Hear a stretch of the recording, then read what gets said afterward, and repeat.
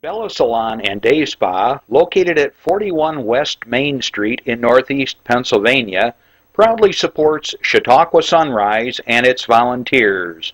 More information at bellasalonanddayspa.net. Funding is provided by a grant from New York State Senator Catherine M. Young, representing Western New York's 57th District with a local office in Olean. Chautauqua Sunrise is made possible by a grant from Fredonia Place, a continuing care retirement community providing dignity in a modern luxury environment.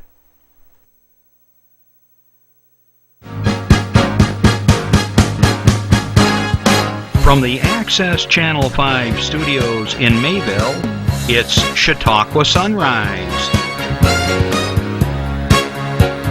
Chautauqua Sunrise is hosted by Doc Hamels and supported by the award-winning volunteers at Access Channel 5. Continuing the traditions of Senior Report, we are here to share local news, colorful interviews, and events of interest to everyone. Chautauqua Sunrise is broadcast live Saturday mornings each week, countywide, from 9 to 10 a.m. Join us by calling in live, emailing us, or checking out our social media. And now, from the Channel 5 studios, it's Chautauqua Sunrise. Good morning, everyone, and welcome to another edition of Chautauqua Sunrise. I'm Doc Hamels, and we've got a great show for you lined up. But as always beforehand, I got a few things to share with you, some announcements and so forth.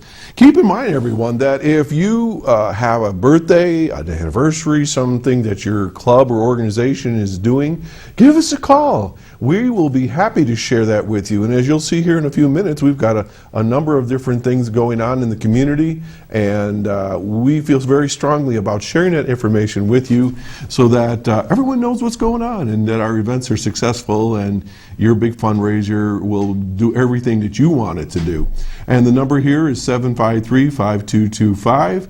You can give us a call. A very lovely voice will answer it at the other end and get the information if you don't want to talk. If you want to talk to me, that's fine too. We can pump you right through this concrete wall up here, and you'll come through a speaker and we'll have a little chat, and it's great, it's easy, and it's all free of charge.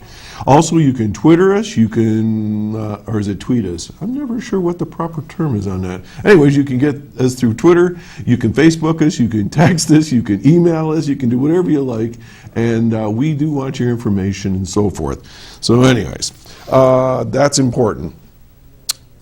As far as I'm concerned, I have seen all the signs that I can officially declare here, and I'm just one person, but I'm going to officially declare that spring is just about here. The deer have been doing a wonderful job of pruning my apple trees. The snow is probably a good 3 feet high, and I was looking almost face to face with 4 deer the other day out of my kitchen window. It about shocked me, Randy. I couldn't believe it. I'm looking out, and all of a sudden this deer's kind of looking at me like, "What are you doing?" And they're having lunch on my my apple tree buds. But some people would panic. But I cut off about a good foot off the trees anyway, so they're just helping me out. They can't get to the higher branches, but they're doing a pretty good job. The dog and I went out there yesterday, and I got stuck in the snow getting halfway through there to have a look at what was going on, and then just turned around because it's just so deep. I can't believe it.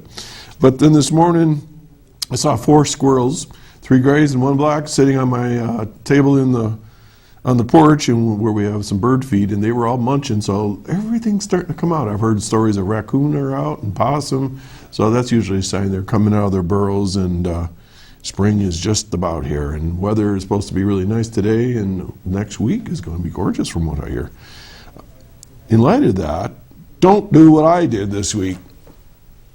Pulled up my driveway, said, "I'll get the mail at the end of the driveway." I live out in the country. So stop the truck, put it in gear, open the door, put both feet on the ground, ended up sitting on the ground the hard way. Glare ice everywhere, so please, if you have any ice in your driveway right now, is going to get even icier as the temperatures warm up. And from what I can tell, we're going to have this black ice situation for probably a good week or two until things really melt off. But there's so much snow, and it's just seeping into every nook and cranny, and then at night, of course, it freezes over again. Be careful out there. More issues start with a fall than anything else, from what I can tell in the medical world, is you have a fall, you hurt your back, then you got problems, you break a hip, you break a knee, whatever. I mean, it happened so fast the other day. I mean, it was like a flash. I was on the ground, and I couldn't believe it. So take it slow and easy out there. Use a walking stick if you got to. Another sign of spring. Sometime between midnight and I don't know if it's 2 in the morning, turn your clocks ahead. We lose an hour, but it'll feel really more spring-like with the longer days and so forth. So things are looking up here. So turn your clocks back tonight before you go to bed. Most clocks now and watches, I guess, are in your phones. What did I say? Spring ahead, turn it back. Well, which one? I said back. Well, wait a minute. Spring ahead, fall back. All right, so we are turning the clocks ahead. That's what I meant to say. I have this little voice in my head that reminds me of everything I say. That's not quite correct. All right, so if it's 7 o'clock now, it'll be 8 o'clock tomorrow. Did I get that right? Okay. You lose an hour no matter what happens. You're not gaining anything, so I'm half right. All right. So we got that coming up, so spring is definitely on its way. In a way of announcements, I have something here. April 20th, the annual YWCA, no, not that one. All right, we'll go to the, you're getting ahead of me now. April 20th, the annual spaghetti dinner at the YWCA at Westfield, so mark your calendar for that one. I got that coming up. Today, we have, for the next, let's see here, 2 hours, over at the Chautauqua Suites in Mayville, the Cub Scout Pack 126 is having their pancake breakfast. So if you watch the show, you have 1 hour at the end of the show, so stick around, don't go anywhere. We have 1 hour to get over to Mayville and get some great pancakes for their big fundraiser. So that's our last call on that one. All right, Jeff, he's really spunky today. He's ready to roll here. Coming up. All right, let's go to the Diamond Dinner. Thanks, Jeff. April 25th at Chautauqua Institution at the Athenaeum Hotel, the big Diamond Dinner Auction. Big fundraiser for the Child Advocacy Program will be coming up, and yours truly will be the guest MC, and we'll be working with Chuck Ludwig, who will be the auctioneer, and that's always a good time. Okay, next we have the fundamentals of red wine, right up your alley for my guest here. If you go to the Grape Discovery Center right on Route 20, that'll be this coming Wednesday, March 11th from 7 to 9 p.m. They're going to have a little class on the fundamentals of red wine. Excuse me. And if you are connoisseur wines, you might want to check that out. Coming up also for the Northern Chautauqua Canine Rescue, we have cash for cans and bottles. They are collecting all sorts of things that you can cash in for those 5-cent deposits. And that'll be Saturday, March 21st, noon to 3. And that's right here in Westfield over on North Gale Street. And there's the information for you. We'll be bringing it up the next couple of weeks. But support your local rescue group. They do great work. And if you haven't had a chance, get over there and check out the animals. There's some great animals that are there for adoption, and we've had them here at Access 5 over the years. We'll have to get them back here another time. Also coming up, Easter Carnival. I'm not sure how many this is now. It's got to be 4 or 5 or 6 over at the Children's Safety Village. If you were watching the show last week, Terry Kinberg was talking a little bit about it. And they're going to have Touch a Truck, and you can learn more about that if you go onto their website for the Children's Safety Education Village right here in Chautauqua County. That'll be Saturday, April 4th from 10 to 1, and bring the kids, and there's a small admission fee of $2. The kids get candy, then Easter rabbits there, and there's all kinds of fun things. A good, safe family activity. All right, thank you for that. All right, so see how easy it is. If you have an event, you let us know. You can email me or here at the studio, get the information to us. We'll be happy to put your poster online, and if you don't have it online, you send it in here, and I'll hold it up, and we'll have our trusty cameraman zoom in on it, and we'll get that information out for you. Last week we had our 1,000th Saturday morning show. I get trouble with the SHs in the morning on Saturday.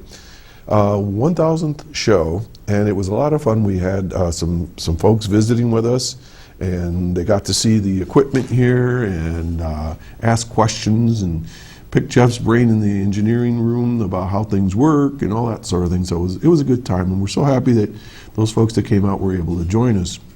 If your club or organization, student, youth group, or whatever, you want to come down here and visit with us, that's very possible. We've had Cub Scouts here and other groups. We're happy to share the facility here with you. It's an access TV. It really belongs to all of us, and it's just not, like a private organization here. And we're happy to give you a little tour, either before or after the show. And if you want to be live in the audience, you can sit here and see how we do it here. So anyways, it was a great time last week, and thanks Chris Burt and the crew for assembling that. And our special guest last week also was Devin Taylor. That was sort of like a unannounced guest, so it was great to have Devin here, and I don't always get a chance to visit with him. Okay, St. Patrick's Day is coming up. Every time you turn around, you see some little leprechaun showing up in some advertisement or something going on in the newspapers and that. Lots of good entertainment coming up. I see over in Jamestown at the Reg, they are going to have a group from Ireland. You can check that out. I know the Dady Brothers are going to be at the Opera House on the 20th. There's just lots of local entertainment going on. And I'll be performing 4 times in the next week and a half or so. If any of you ever get over to the Westfield Mayville Rotary Club, I'll be playing for a short program this Tuesday, about 12:45, right after lunch. And then over at Fredonia Place, one of our sponsors, one of our underwriters here, I'll be doing an hour program from 3 to 4 at Fredonia Place in Fredonia. I'm looking forward to seeing all the folks up there, Mike Ferguson and Greg Carlson, the folks. On Saturday, White Inn, I'll be playing from somewhere. I'm not exactly sure the times yet. I'm going to guess 6 to 9. That's my guess. Because it's kind of open-ended right now. But there's from 5 to 9, there's going to be a special fundraiser for the Western New York Food Bank associations. And I'm not sure what all the events are going to be, but I'll be performing Irish music in one of the rooms. It's a moving target right now because they're still trying to get a feel for how big this is going to be. And I'm really, really looking forward to that. It's a great venue. And then Tuesday, St. Patrick's Day itself, I'll be performing over at the American Legion Hall in Frewsburg, New York. And the folks over there have asked me to play from 5 to 8, so I'm looking forward to that. So Irish music continues on, and there's great opportunities to have lots of fun and drink some green beer, Jameson if you'd like. Okay, I know, there was one last thing I wanted to tell you about, and then we're going to get to our guest here. Okay. A few weeks ago, we had Jana McDermott on the show, and she was telling us about the child advocacy program out of Jamestown and about the horrific situation that we find across the United States, really around the world, is child abuse, child sexual abuse. And the numbers are staggering. If we had 100 children lined up, imagine at school, 10 of those children before the age of 18 will be sexually abused, whether physically or through exposure to pornography or some version of all of that. I can't even get my mind around that, folks. So when she was on the show, I challenged the community at large to join me, and I'm really happy to tell you that I went to the training and I received my certificate of training, and we don't need to do a close-up on this, but basically I received a certificate of attendance as a steward of children. And the program is absolutely stellar. If you or organization you belong to are interested, I'm doing a advertisement, if you will, for the folks right now. I'm shouting out to you, is if you have any interest to learn more about this topic, Jana and Karen Yaversky will come out and do a very easy training. It's got video parts to it, and there's discussion and so forth. But you can know the signs of abuse. You can know what to do. You can see through this process the devastation that takes place of a young child that's abused, and how this carries through into adulthood and for the rest of their lives, especially if there's no help or assistance, counseling and so forth given to these people. So you can make a difference here in Chautauqua County. Jenna is trying to train 5,000 people. She tells me she's up to 1,300, so they're looking for organizations to come and step forward and get this training and to be a steward of children. And this is where that fundraiser is, that Diamond Dinner that's coming up in April, that the money's going towards sponsoring these kinds of programs, and I just can't say enough about it. The important thing that I want you all to remember is, you might say, well, I think I know of a situation, I don't know who to call. Look it up in the phone book, Child Advocacy Program. If you can't find it, call us here at the station. I keep all this information from all of our shows, so if you ever have a question, you can just say, here's my phone number, here's my email address, can you hook me up? What's the phone number? We can give it to you over the phone, whatever. Call us at 753-5225 or whatever. Get a hold of us if you want. We're your community resource for all the information that we share here. So whatever the topic is, give us a call if you need more information. You can, if you forgot some of this information, you can go back to YouTube, look up Jana McDermott's show, and you can see and hear what she has to say there. Please don't turn a deaf ear. Please don't look the other way. Help kids. They are absolutely, what's the word I want to say? They're victims. They're helpless. They can't do this on their own, and they need us as adults to watch over them. All right? So check it out. Children need your help. Stewards of Children, Child Advocacy Program out of Jamestown. Okay. We're going to take a breather. We're going to go to a little public service announcement, and then we're going to have our very special guest, Rich Starks, on here in just a couple minutes. Thank you.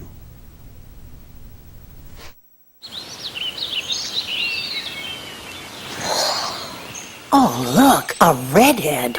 Staring contest.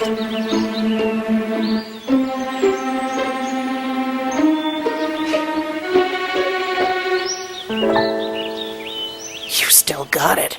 I know. Come alive with the forest. The dad was cute. You were looking right at us. Visit discovertheforest.org to find a forest near you. Those deer were at my house. They were staring at me. Oh, that was a great ad. Thanks. Okay. I was talking to my dad. My dad watches the show every week. I send him the link through email, and he's a loyal viewer. We were talking about our topic today, and we were reminiscing about the time that he got this idea that he was going to be a winemaker and a home brewer. And here's the story.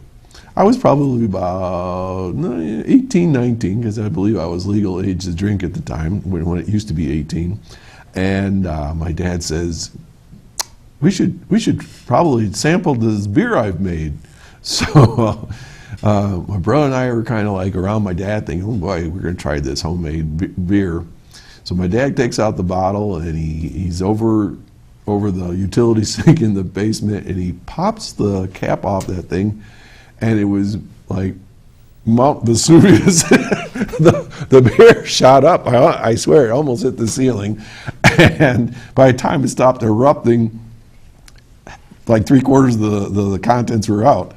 And so my brother and I look at each other and go, like, what should we say here? And then I said to my dad, well, what's the deal? He says, it's still a little wild yet. I said, I guess so. So then what was left, we tried it. And I got to tell you, it was the worst thing I ever drank in my life. It was atrocious.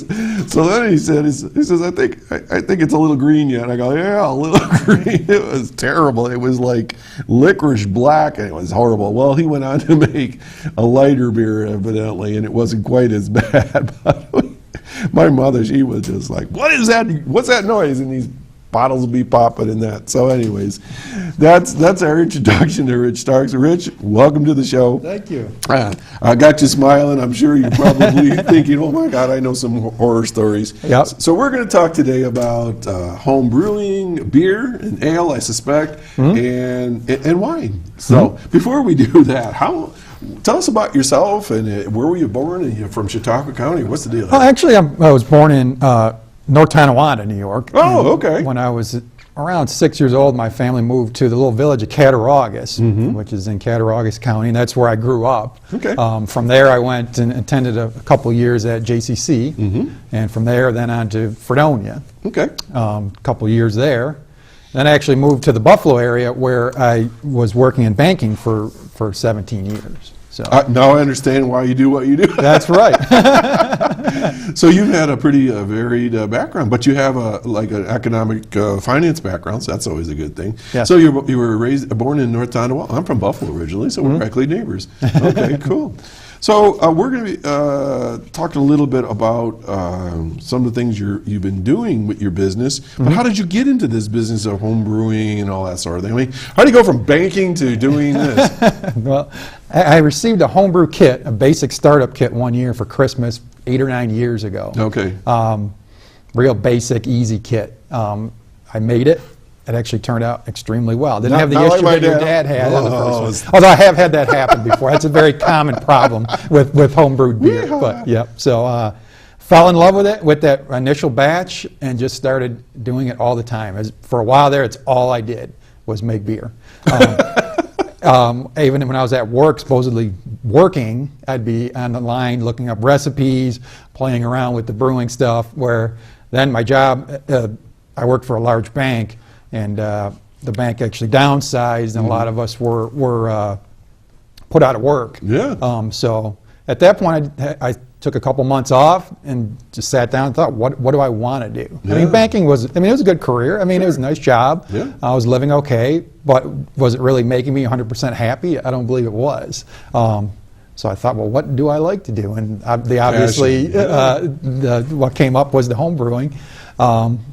So I figured this is the only time probably in my working life that I'll be able to actually choose to do something that I want to do. Which, Wow. not many people get the chance to do that. No, most So- of us, we go into an occupation, we're told what to do. Yep. We get up, we go to bed, and you do the thing, and we complain about the boss or whatever. So you're in your own business. How long Yes. have you been at this now? The business turns 2 years old next month. Wow. So we're coming up on our second anniversary here.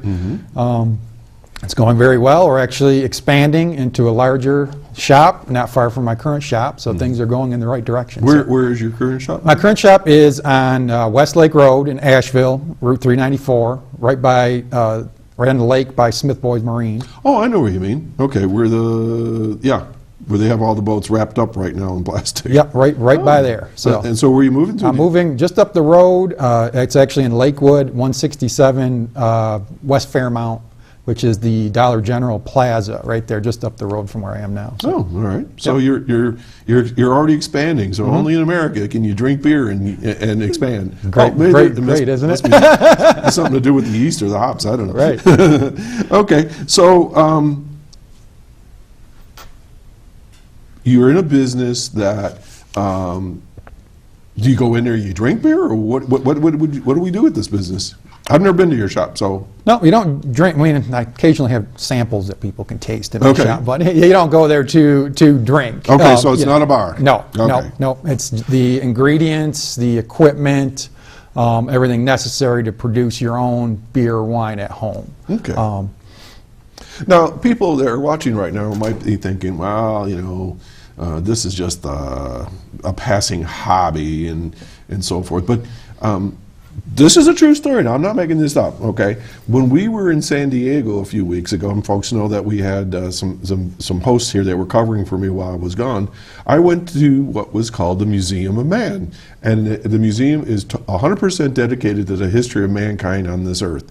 And there's a whole section on beer making. So I had to do research. I'm not sure if I can take this off of my income tax as far as the trip goes for the show research, but I'll have to look into that. But anyways, they had this whole display, and it was called, I'm not making this up, I think it was called Beerology. and they were showing how it goes back something like 7,000 years ago. I mean, beer's been around a long time. So this is really nothing new. Right. Do you have much background in this as far as where beer? Well, a lot of history is based off of beer. One example is pasteurization. People think it was designed to for food products and milk and that kind of thing. It was actually being designed for sanitizing beer. And accidentally they discovered it, and it was used then in pasteurization. But the prime goal of pasteurization was for beer. And pasteurization, where you heat the liquid Yep, up and kill off kills bacteria, that kind of thing. So, yeah, I mean I mean, there's many examples like that.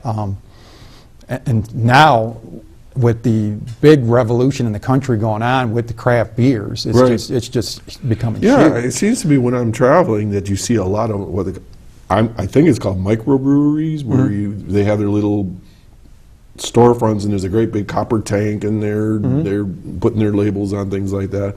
I know some of the local restaurants will have like 67 different kinds of beers and things like that. Okay, so let's start from the beginning as far as home brewing.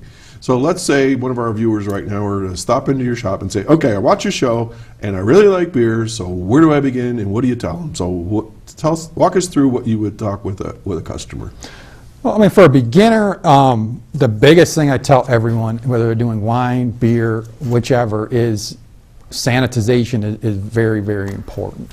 Anything that's going to come in contact with that beer or wine has to be sanitized. Otherwise, it could pick up bacteria and taint the beverage. So you have to be very careful with it. Okay, so sanitation is really important. That's the number one key on doing it. So I'm at home, and what am I going to sanitize? Anything that's going to come in contact with that liquid. So like if you're going to use a spoon, you sanitize everything. it. Yep. When you do beer, there is a boiling process involved. So by boiling it, I mean, it's going to naturally sanitize. But then from that point on, I even sanitize pre-boil. After the boil, especially where it's not going to be boiled anymore, anything that's going to touch that beer has to be sanitized. Winemaking, there's not a boil process to it. It's just taking the juice. You want to sanitize that juice before you add your yeast to it. And then anything that's going to touch from then on has to be sanitized. Okay, so I'm ready to go. I've sanitized. I washed my hands. I got the counter clean. What do I sanitize with? I brought some examples of some products. You can use any kind of sanitizer, any commercial sanitizer. I know people that have used bleach. The problem with most household sanitizers and cleaners. They stink. Yes, and they will leave a trace of that smell and taste in your wine or beer, which you don't want to be. Clorox beer. That's right. And initially, when I started making beer, I used Clorox as my sanitizer because it's very effective sanitizer. But the problem is it's going to taste like chlorine good bleach. news, bad news. That's right. So I brought a couple examples of some different sanitizers. They're both no rinse sanitizers made for doing wine and beer. This one's called Star San, which is a liquid acid-based sanitizer, and then I have a powdered one called One Step. So you mix this with water, I'm assuming? You mix them with water. Okay.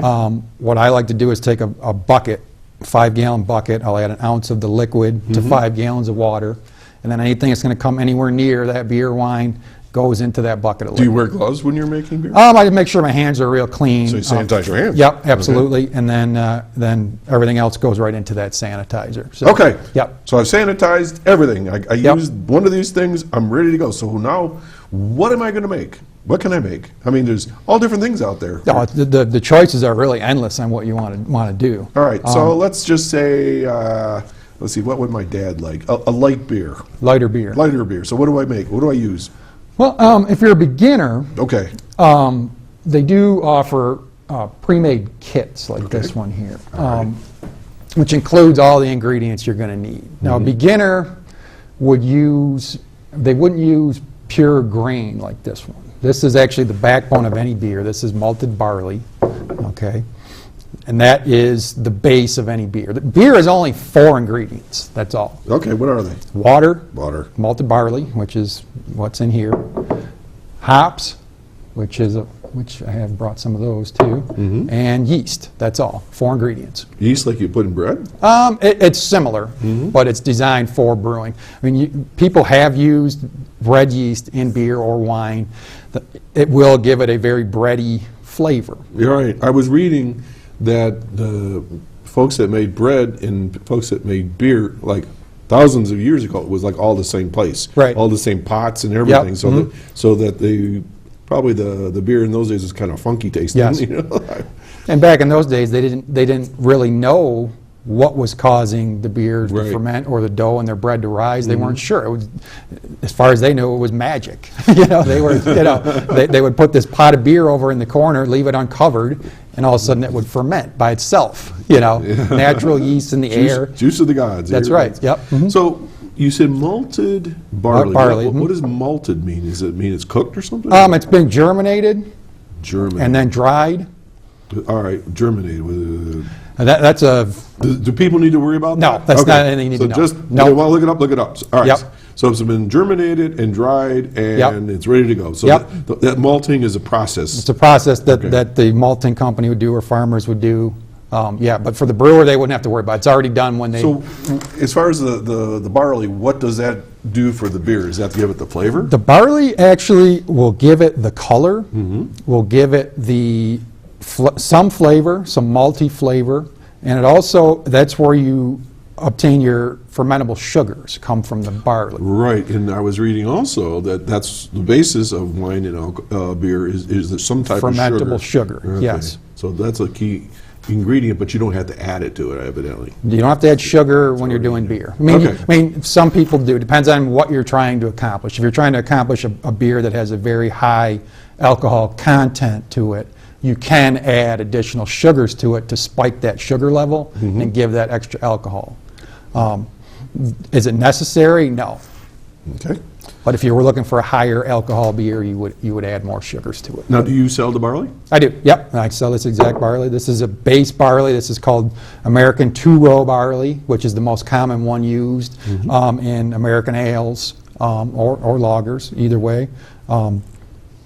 Now that's your base. Most beers you have one base grain to, which in most cases you would use something very similar to this. This will give you a very light color. You see this grain is not very dark. And I should have brought an example of a darker one. Okay. But depending on the beer you're going to make, you would then offset this grain with additional grains of different colors and flavors. So let's say you're going to make like you said, your dad made a very light beer. You probably just use a similar grain to this. If you're going to make a stout, which is a very, very dark beer, this would not give you that dark color. You'd have to add the dark grain to it as well. So this is really just like cooking. You put Yes. a pinch of this, you put a little bit of that, There you go. and you get the color or the flavor over time and experimentation. Yes. All right, I got my place sanitized. I got my malted barley. How much do I need?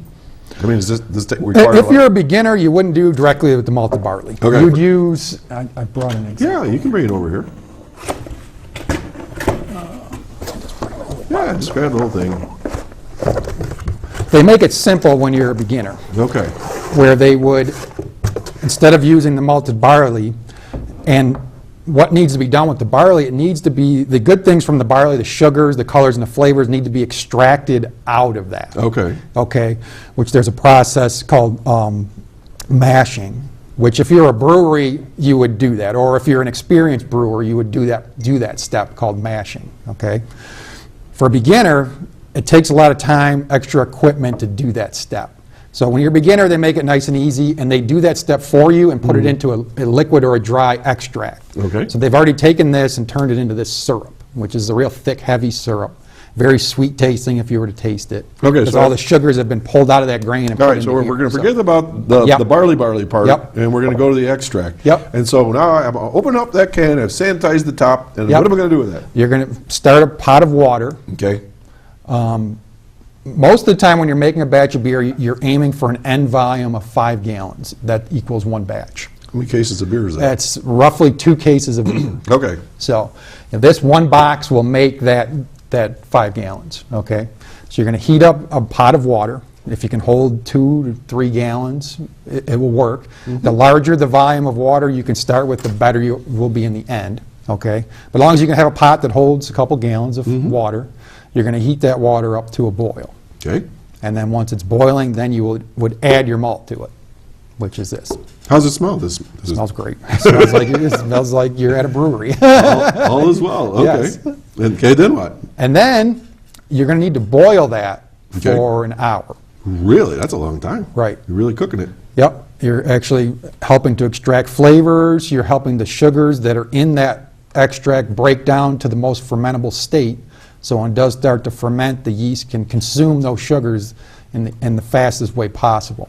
If you did, I mean, it would still ferment if you didn't boil it. It just would take a little bit longer time. You're actually getting those sugars to where they're the most edible by the yeast. Okay. Mm-hmm.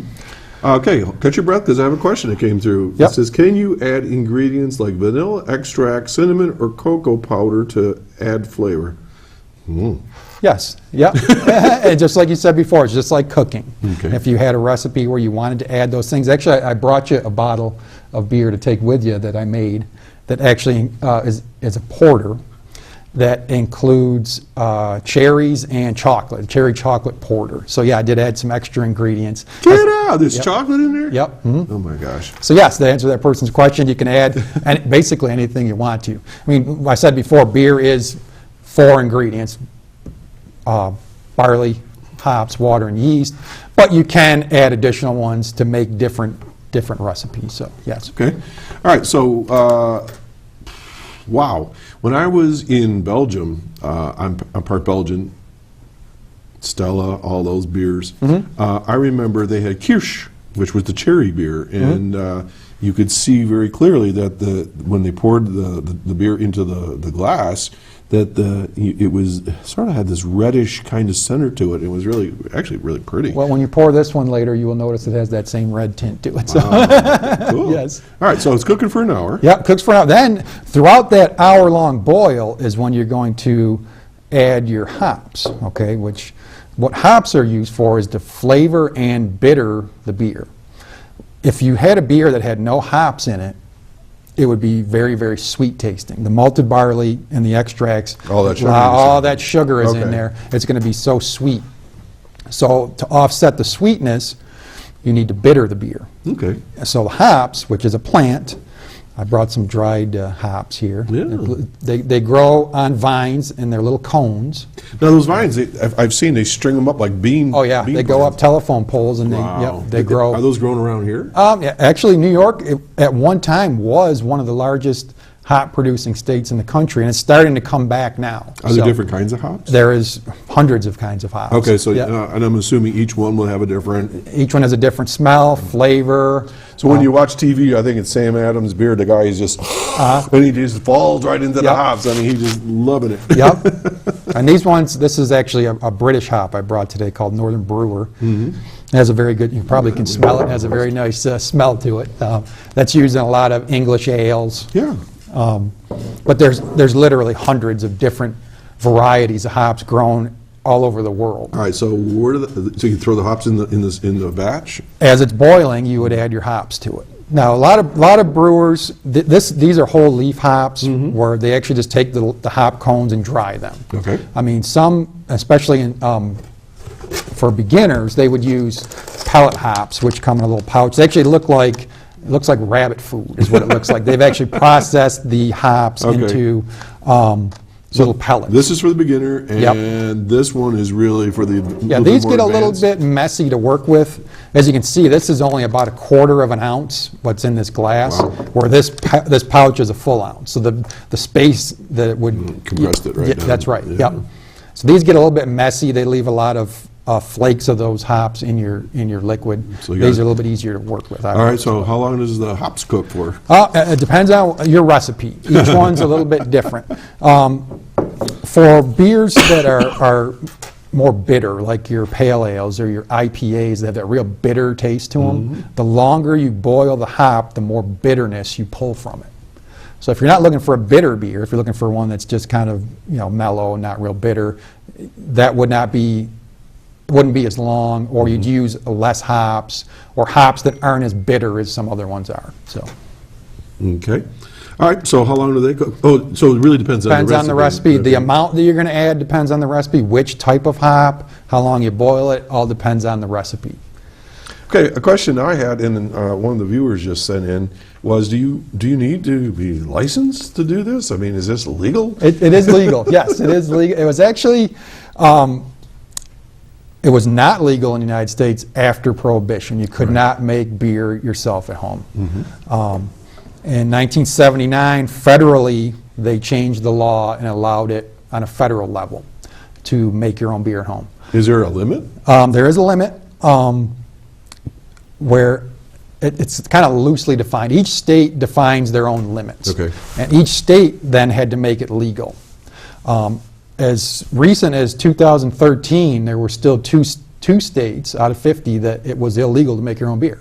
And finally, in 2013, the last state, Alabama, finally came on board. Now it's legal in all 50 states. That's because the moonshiners were having a There you go. That's absolutely correct. Yep. Probably my cousin's done. So in New York, the limit is 100 gallons per person per household. So let's say you're at home with your wife, you can make 200 gallons of beer legally a year. Holy crow. How many cases is it? That'll take care of business. That's a lot of beer. I mean, I brew quite often, and I don't think I've ever made 200 gallons in a year. Okay. I mean, then the law, or then New York would then think if you're making more than that, you're not making it for your own consumption. You must be trying to sell it, and then you'd have to get a license. Well, that's a good question now. Now, obviously, you can give it away as a gift or use it for your own personal consumption. Yep. I'm assuming once you get into like selling it, this is where the legalities come in. That's correct. Yes. And so then you'd have to be licensed as a brewer. Okay. And that 200 gallons is per year? Per year. Okay. Well, it's 100 gallons per person. Or 100 gallons per person. Up to two. If you have two adults in your household, you can do 200 gallons per year, which is a lot of beer. I've never made 200 gallons in a I don't year. even know where you put it all. Okay. All right. So we're still making beer here. Yep. So we have the hops in there. We got the malted barley, Yep. whether it's the real thing or something else has got to happen next. Yep. So then after the end of your hour-long boil, Okay. you're gonna cool it off. The next step would be you need to get your yeast in there to start fermenting the beer, but you can't add your yeast until your beer, as we're boiling it, needs to get down to room temperature. Okay. It would kill the yeast, from what I understand. It would kill the yeast if it was too hot. So you need to find a way to bring that temperature down as quick as you can, either in an ice bath or around here I take it outside and stick it in a snowbank. Any way to 9 months of the year you can do that lately.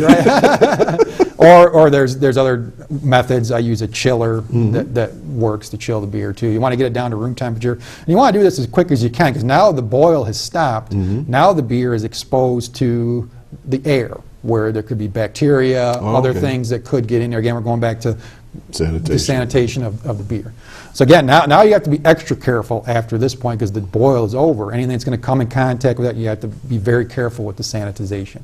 So you need to get the temperature down, get it into a fermenting vessel, okay, which could be a bucket. Okay. Could be a glass carboy, which is a large glass Oh, jug. my dad's got those. And again, sanitize those really well. Okay. And then once it is cool, you have it in your bucket. We started the batch with, if you had a pot that was 2 or 3 gallons, our target volume is 5 gallons. So let's say we boiled it down to 2 gallons. So then we'd have to add more water to it to bring it up to 5. I like to, if you're going to add more water to it, you should sanitize that water too by boiling it. Otherwise, you run the risk of. Can you use distilled water instead? You can use distilled water. Okay. Water, I mean, we could have a whole hour-long discussion just on the water. Oh, I know. You always hear, this is mountain fresh, Yep. mountain water, only the purest water goes in our beer, blah, blah, blah, blah. Yeah, Okay. distilled water, it is nice and clean. The problem with distilled water is it doesn't contain a lot of oxygen because through the distilling process, actually oxygen is pulled out. Just like a chemistry lesson. Absolutely. I'm really into this. Yep. While it's fermenting, the yeast, as they're fermenting, they're going to eat the sugars. Okay. They're also they need oxygen to live. Okay. So if your water is deprived of oxygen, they're going to struggle. Spring water does contain some. It could be nice clean spring water that does contain oxygen. Your tap water at home contains a ton of oxygen. Okay, good. Yeah. All right, so obviously you transfer now the solution.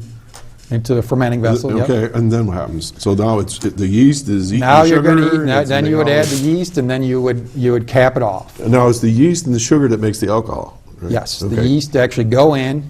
They see that sugar that we got from our malted barley, and they actually consume it. And you cover this thing. Yes. But now Yes. doesn't it expand or like? It will expand. You do put a release on your fermenting bucket. Okay. Now I know there's water locks on Yes. carboys. You do the same thing. Same thing with beer? the bucket. You put a water lock. Now let I the know what it pressure is. Maybe you out. should explain it to our viewers. 'Cause It's actually what they call an airlock, where you put water in it, and then the pressure from the bucket or carboy will be able to be released Like a through little that valve, water. right? Yeah. That's right. And then nothing can get in because it can't get past that water. Okay. So no air can get in, but the pressure can be released. Catch your breath. You've been doing an awesome job here explaining this. I feel like I'm in chemistry class all over again. Folks, you're watching Chautauqua Sunrise. I'm Doc Hamels, and my guest today is Rich Starks. And we're talking about home brewing, and I'm getting quite a chemistry lesson here, so I hope you're enjoying the show. If you have any questions, call us at 753-5225. You can Twitter us, tweet us, email us, Facebook us, whatever, and give us a call if you have a question. I've had a few coming through already, and I'm sure Rich would be happy to take your questions. All right, so let's get back to the process here. So now it's covered up. How long does it sit there? It depends on what you're making and how active your yeast is. The goal is to have it ferment as fast as you can. Because you're thirsty. Because you're thirsty. You want that beer. Rule of thumb, if you're making an ale, which is the most common one that people make, you're talking the initial ferment is probably 5 to 7 days.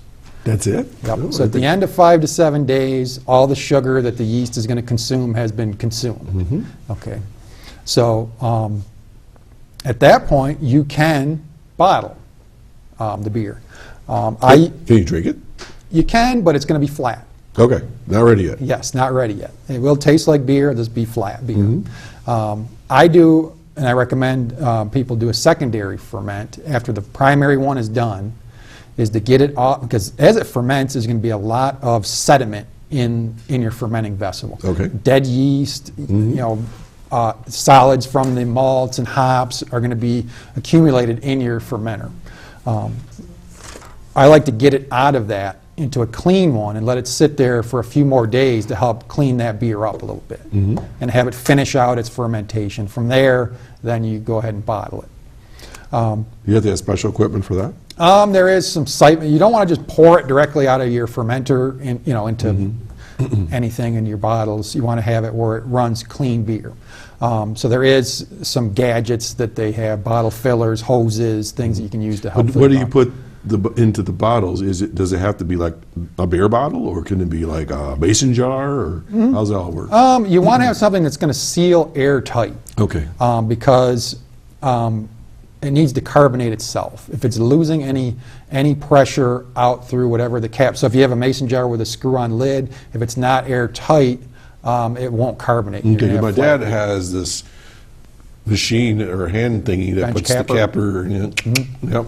Yep, that works perfect. There's handheld ones that do the same thing, and it will, lock that beer cap on there airtight. And I'm assuming you sell that equipment as well? I sure do. Yes. Now, with a homebrew kit, what do they give you to seal the bottles, or is that additional equipment you need? Yeah, this in the kit. This is what I brought was just the ingredients to make a batch. Gotcha. There is also a kit for a beginner that would include all the equipment that they would need. All Your right. bottle capper, your buckets. That's important hoses. for people to realize that there's a little bit more to this, and But then once you have the equipment, you can use it forever and just keep buying ingredients. Okay. So then once we do have it in the bottle, what we do actually just before we put the cap on is we give the beer a little bit more sugar. And what that's for is to help carbonate it. Because even though all that yeast in your fermenting bucket settled to the bottom and it's not in your bottle, there still is some yeast in your beer. Now breweries, what they do when they bottle their beer is they filter it. And Okay. they filter all that yeast out of it. And they carbonate their bottles using CO2 pressure. Oh, okay. So they blast CO2 in there along with their beer. But the home brewer does it naturally, where they don't add CO2 to it. The yeast are still suspended in the liquid, some of them. So you give them another little dose of sugar. Now, what kind of sugar? Preferably corn sugar works Oh. really well in this step, which that's included in the kits So do you too. put it in each bottle, or you put it in the mix? You can do it in each bottle. I like to do it as a whole batch so it mixes and Okay. blends evenly. So each one of your bottles, otherwise you may have one bottle, if you get too much of it in there, we'll do like what happened to your father the minute you open it and it's, or you have another one that's completely flat. So I like to do it as a batch. So it's even. Blend it all even and then into the bottles. Okay, so now we're capped and sealed. It's capped. Now what will happen is, because that little extra bit of sugar we gave the yeast, they'll consume those. And when we first fermented, we had our airlock where it would let the pressure out in your bottle. There's no way for the pressure to escape. So that's actually what carbonates your beer. Okay. is the CO2 that the yeast give off can't escape. It gets absorbed back into the beer, and that's what gives you carbonation. Okay, so that's why when you pop a beer, it That's right. pops up. Now, that process, in order for it to carbonate, usually takes 2 to 3 weeks. All right, so we're looking from start to finish, sounds, if I did my math right, 3 to 4 weeks? 3 to 4 weeks. From start to for, finish. For an ale. Lagers are a little bit trickier. Lagers are beer, the process is very similar with a lager. Lagers are fermented with a different type of yeast that work in colder temperatures. Okay. So if you ever see a commercial on TV, our beer is cold brew, they're talking about a lager, where the yeast works better in cold temperatures. Now this one, an ale, you could do that in your kitchen. You know, the temperature in your kitchen, 70 degrees, is just fine. It's not going to hurt it. The yeast will work just fine in that temperature. Lagers need to be 50 or below, which is a little harder to control in your house. Right. Or unless you have a refrigerator you can dedicate just to doing beer that you can control a little bit better. And actually there is a lagering phase that's actually done even colder than that. Right. So you need a way to keep the lagers nice and cold, and they take a little bit longer than your ales do. Now, we haven't talked about wine, and we're not going to have enough time to talk about wine here, but as far as the temperature control, is it pretty similar to making the beer? Or do you- For wine, yeah, room temperature is fine, a little bit cooler. I like to do it, 65 for Okay, so wine maybe in your fermentation. basement. Maybe in the basin's a little bit cooler down there. Okay. Yep. Okay, so here we are. We've got the whole process for folks to go through. And where do you get your recipes for all this? So you said there's hundreds of them? I mean, people are always experimenting. What's your favorite beer? I like the German lagers myself. If I had to make one, that would be probably my favorite.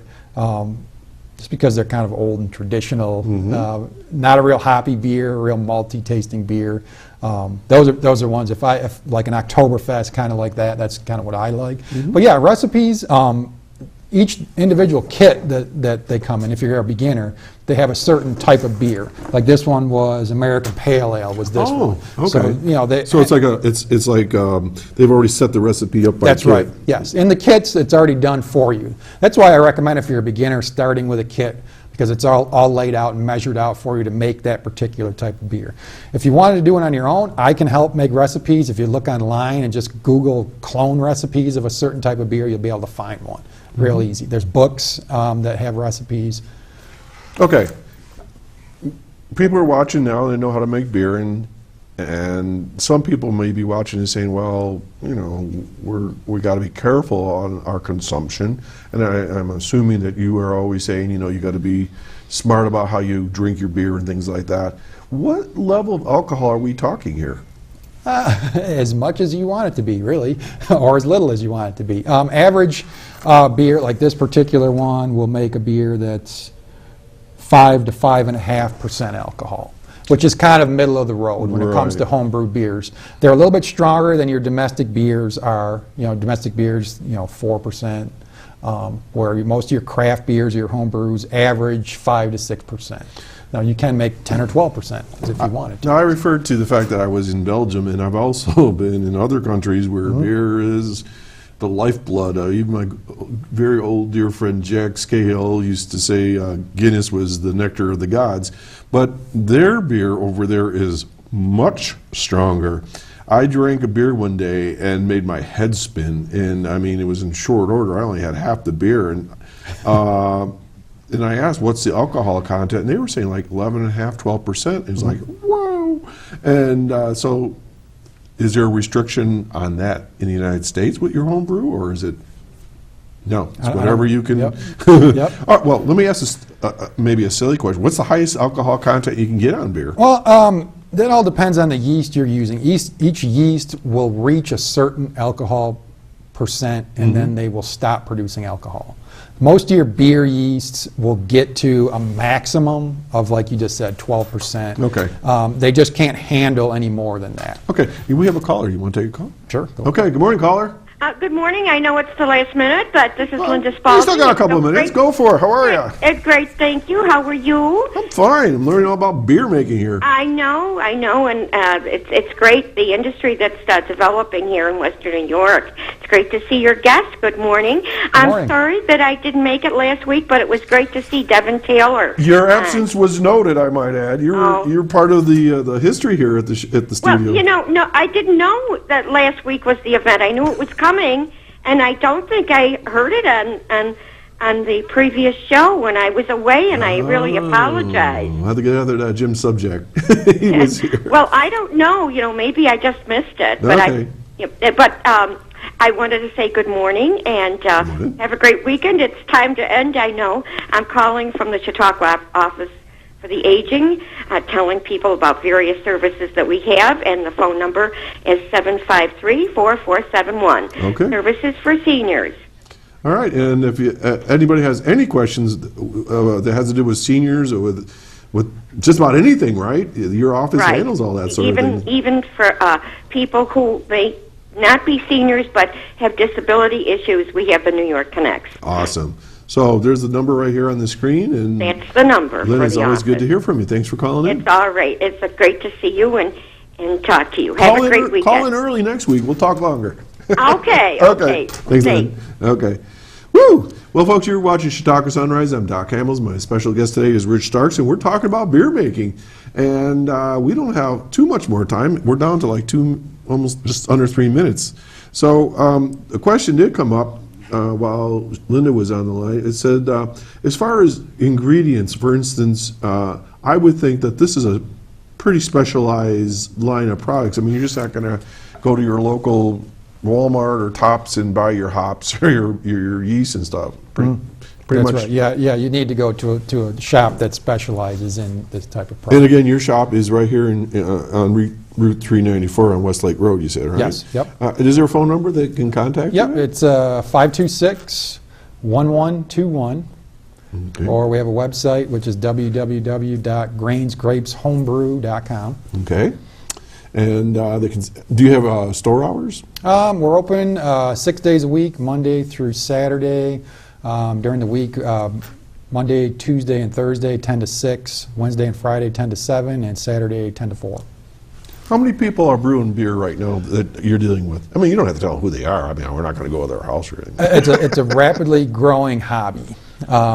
Across the nation, homebrew shops are reporting 25% growth annually, all the way across the board. And it ties right in with the whole craft beer revolution that's going on in the country. Just so many people want to drink more flavorful and better beer, more natural beer. So Okay, I'm not going to go into the health pluses and minuses. You can go on the internet or talk to your doctor about that. But I do know, and we're not going to go into it, but there are some benefits to drinking beer and for health, and if it's done correctly.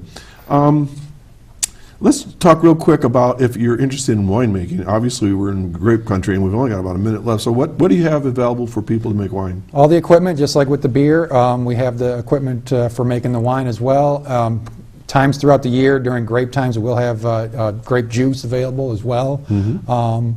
The yeast, all the different additives that you would need for wine as well. So. Well, Rich, this has been fascinating. I guess I didn't pay attention close enough to my dad when he was making the beer because he was always down in the basement hiding from my mom, I guess. But thanks for coming in, and I hope that you folks have enjoyed watching this, something to do in your spare time. And I guess you got a big event coming up here in a couple of weeks, I've been told. Yes, yep. You're getting married. Yes, absolutely. And to a very good friend of mine, Christine Burdick, who's sitting right over there. And so she tells me you're going to get married by Elvis. Is that true? That is true. We're going to Las Vegas. Thank you very much. Elvis is gonna Thank you do very it, much. So you're going to the Chapel of Love, or what's it called? Graceland Wedding Chapel in Vegas. Well, anyways, take some beer with you, celebrate, and again, thanks for coming in. Take this one home with you. We'll Give do that a that. Tell my wife. Anyways, you've been watching Chautauqua Sunrise. We're going to do this all again next Saturday morning. My guest was Rich Starks, and thanks for being here. And so, have a wonderful weekend. Take care. Watch the ice out there. And if you're making beer, make sure it's not too wild, and that you call this guy here, and he'll tell you how to do it right. Take care, and we'll see you all next time.